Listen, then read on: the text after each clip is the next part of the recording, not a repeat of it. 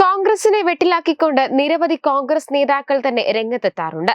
അതൊക്കെയും വിവാദങ്ങളായി മാറുന്നത് നമ്മൾ കണ്ടതാണ്. ആ കൂട്ടത്തിൽ ഏറ്റവും മുന്നിൽ നിൽക്കുന്ന വ്യക്തിയാണ് ശശി തരൂർ എം പി. കുറച്ചു ദിവസം മുൻപ് വരെ ശശി തരൂരും പ്രധാനമന്ത്രി നരേന്ദ്രമോദിയും തമ്മിലുള്ള ചില സംഭവങ്ങളാണ് വാർത്തകളിൽ നിറഞ്ഞു നിന്നിരുന്നത്. ഒരിടവേളയ്ക്ക് ശേഷം വീണ്ടും ഇതേ അവസ്ഥ ഇപ്പോൾ ഉണ്ടായി. കോൺഗ്രസിനെ വെട്ടിലാക്കിക്കൊണ്ട് ശശി തരൂർ രംഗത്തെത്തിയിരിക്കുകയാണ്.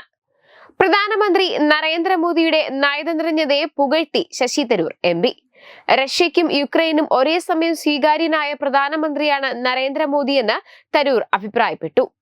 കൂടാതെ ലോകസമാധാനം സ്ഥാപിക്കുന്നതിൽ പങ്കുവഹിക്കാൻ കഴിയുന്ന രാജ്യമായി ഇന്ത്യ മാറിയെന്നും അദ്ദേഹം പറഞ്ഞു.